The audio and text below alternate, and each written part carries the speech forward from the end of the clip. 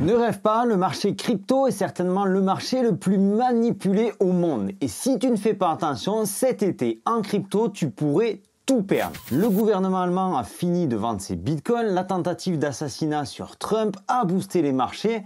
Pourtant, il plane encore une ombre terrible sur le Bitcoin et sur les marchés crypto. On alterne depuis quelques semaines entre les plus 4, les moins 2, les plus 5, les moins 3% dans une période où c'est habituellement calme. Nous sommes déjà mi-juillet et on ne peut pas vraiment dire que ça sent les vacances. Alors qu'est-ce qui se passe? Pourquoi un tel bazar? Combien de temps ça va encore durer?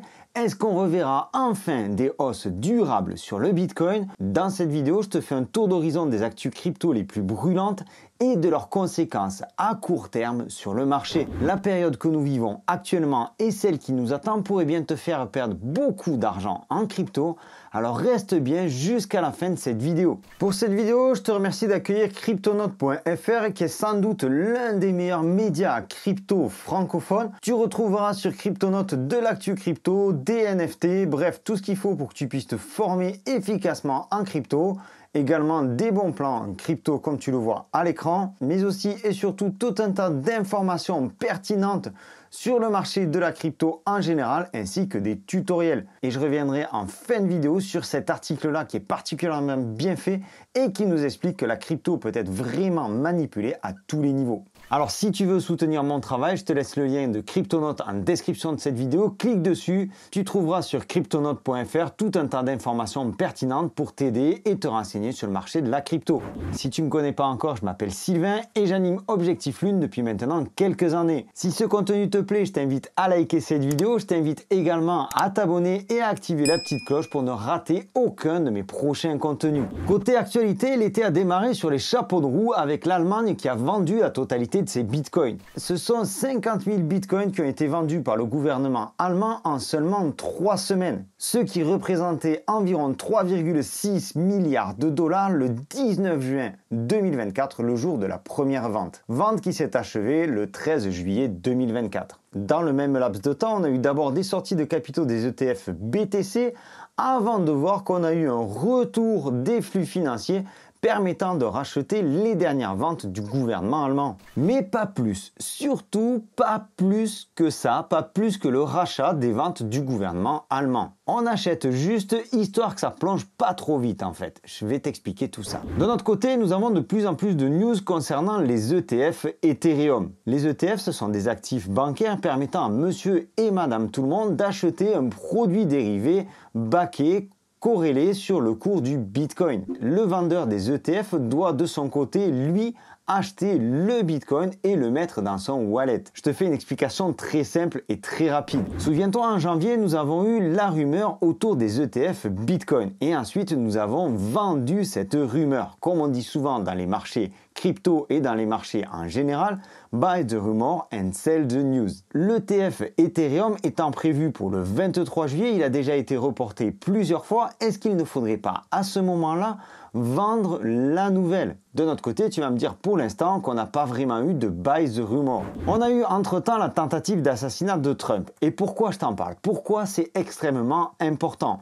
Parce que Trump est un candidat pro-crypto et qu'il vient de nommer J.D. Vance comme vice-président. Bien entendu, si Trump était élu, J.D. Vance posséderait aujourd'hui environ 250 000 $ de Bitcoin sur Coinbase, ce qui clairement est un signe haussier pour le Bitcoin si Trump était réélu. Trump ainsi que son vice-président s'affichent aujourd'hui clairement comme des candidats pro-crypto. Sa réélection depuis la tentative d'assassinat, Trump trusterait les 70% de votes favorables dans les sondages depuis sa tentative d'assassinat. Mais attention, les élections n'auront lieu que le 5 novembre. Et c'est pourquoi je pense qu'il y a déjà, depuis quelques temps, et encore plus pendant cet été, de grandes manœuvres en coulisses. Un enquêteur crypto aurait même mis à jour des connexions entre la SEC et la tentative d'assassinat de Trump. Ça, je t'en parlerai en fin de vidéo, même si je te l'ai un peu teasé avec l'article de Cryptonote. On n'est clairement plus à la limite de la manipulation, on est en plein dedans. Les gros ont tout intérêt à laisser le Bitcoin en bas, histoire de bien ramasser jusqu'à cette période, jusqu'à la fin de l'année, jusqu'à l'automne. Je continue, tu vas comprendre ce qu'il se passe un petit peu partout sur la planète crypto. Dernièrement, Robinhood a acheté Bitstamp. C'est la plus grosse opération pour Robinhood depuis son existence. Pour rappel, Robinhood a construit son histoire notamment grâce à Roaring Kitty lors de l'affaire GameStop. Robinhood, c'était une des premières applications d'achat de titres boursiers en ligne. Aujourd'hui, Robinhood, qui est une société donc institutionnelle nouvelle génération, met le pied dans la crypto. Pour rappel, Robinhood est une société américaine. Tout ça, ce sont des news particulièrement bullish. Les ETF d'un côté, la tentative d'assassinat et la possible réélection de Trump pro-crypto, Robinhood qui rachète Bitstamp et pourtant cela ne décolle toujours pas. Encore une news bullish, la Chine qui pourrait lever l'interdiction crypto. La Chine qui en 2014 a prononcé une interdiction autour du Bitcoin et cette interdiction qui s'est élargie à l'ensemble des crypto-monnaies depuis 2021. Voici encore une news bullish et celle-ci est annoncée pour la fin d'année 2024. Donc patience, et c'est exactement ce que je veux que tu comprennes dans cette vidéo. En été, il y a peu de monde sur les marchés. On a donc une volatilité extrême et c'est extrêmement dangereux pour nous. Par contre, c'est une aubaine pour ceux qui veulent accumuler. Toi aussi, tu peux accumuler et si tu le fais, je pense que tu as raison. Par contre, fais attention de ne pas le faire n'importe comment. Je te conseille d'utiliser une méthode DCA dont je parle assez souvent sur cette chaîne. Cette volatilité qui pourrait encore exploser fin juillet avec la réunion de la Fed qui aura lieu les 30 et 31 juillet. Et oui, on est encore et toujours sous le joug des USA. Notre cher Jérôme Powell pourrait encore faire parler de lui. Il y a peu de chances que les taux directeurs bougent, mais on ne sait jamais. De toute façon, ça créera de la volatilité et ça créera des tensions sur le marché. Ça reste un moment idéal pour manipuler les marchés financiers en plein milieu de l'été et à plus forte raison les marchés crypto. Une dernière news extrêmement bullish pour la fin de l'année, le remboursement des clients de FTX en espèces. Selon certaines informations, FTX aurait choisi de rembourser en espèces, ce qui signifie que les investisseurs recevront directement du cash. Et que vont faire ces investisseurs avec tout ce cash? Depuis le crash de FTX il y a 2 ans, ils n'attendent qu'une chose, c'est de réinvestir en crypto. Et ces remboursements-là sont prévus pour l'automne 2024. Donc je résume tout ça, et avant de te partager la révélation explosive autour de l'assassinat de Trump, actuellement on a une pression vendeuse. Une épée de Damoclès au-dessus de la tête liée à MTGOX. MTGOX qui a commencé à transférer les bitcoins en sa possession vers les exchanges qui sont eux chargés de distribuer ces bitcoins aux clients qui ont été floués par MTGOX en 2014. Pour rappel, ces clients ont acheté du bitcoin à moins de 800 $ pièce. Ce qui devrait peut-être pas exercer une grosse pression vendeuse parce qu'en 2014 on avait des gens qui étaient éduqués à ce qu'ils faisaient en matière de crypto-monnaie. MTGOX étant le seul et unique exchange au monde à fournir des bitcoins de manière relativement facile. Donc on parle de geeks de l'époque, il y a déjà une dizaine d'années, qui aujourd'hui vont retrouver leur bitcoin. Cependant, le marché le voit d'un tout autre œil et à chaque annonce de déplacement du wallet MTGOX vers des exchanges ou à chaque mouvement du wallet MTGOX, on a une grosse volatilité qui s'exerce sur le Bitcoin avec des gros mouvements vers le bas. Et tout ça, ça permet aux gros de continuer à ramasser à bas prix.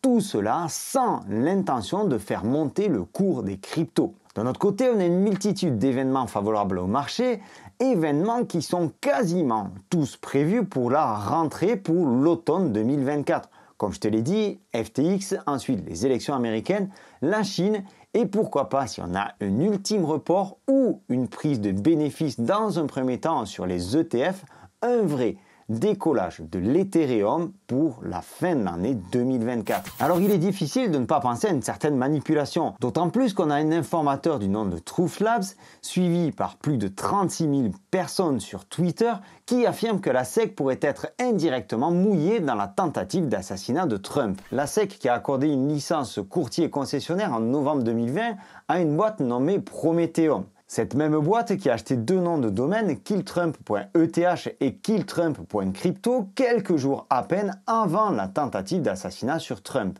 Ça fait peut-être un peu tâche, non? Toujours selon Truth Labs, qui a mené une enquête sérieuse, cette société, Prometheum, aurait des liens avec le PCC, le Parti communiste chinois, Biden, Bush et Obama. Pour finir, le numéro 47 apparaît dans les données blockchain de l'acheteur des noms de domaine. Étrangement, si Trump était élu, il serait le 47e président des États-Unis. Alors peut-être que tu trouves ça tiré par les cheveux et je te l'accorde. Mais je ne peux pas m'empêcher de penser que le marché crypto, depuis l'arrivée des institutionnels, devient de plus en plus manipulé. Avant que je te partage ma stratégie, enfin ce que je vais faire pour cet été, je t'invite à laisser ton avis en commentaire. Je t'invite également à liker cette vidéo et à t'abonner si ce n'est pas déjà fait. Ma stratégie va être très simple. Je vais prendre des vacances, je vais continuer à m'amuser sur les Play to Earn. C'est exactement ce que je t'ai dit dans cette vidéo début juillet où je t'ai partagé mes achats pour ce mois-ci. Je vais tranquillement continuer à accumuler en DCA, avoir exactement la même attitude que les plus gros de ce monde, que les plus gros de ce marché, parce que ça sert à rien d'aller contre le sens du vent, sachant qu'il est encore difficile de savoir de quel côté va souffler le vent. Donc je manage mon portefeuille, je n'investis pas tout, je programme simplement quelques petits achats sur des grosses valorisations comme le Bitcoin, l'Ether et quelques autres. Ensuite, je prends mes distances et je vois venir. On a le temps de se positionner de manière plus forte puisque la plupart des news devraient arriver pour l'automne. Mais comme je ne veux pas rater le train, je continue tout de même d'accumuler, comme je te le disais, exactement comme le font les plus gros. C'était Sylvain pour Objectif Lune. J'espère que cette vidéo t'aura apporté des éléments de réponse dans cet été qui se trouve un petit peu perturbé. Je te souhaite une excellente continuation. Prends soin de toi et de tes cryptos. Je te donne rendez-vous dans une prochaine vidéo. Ciao!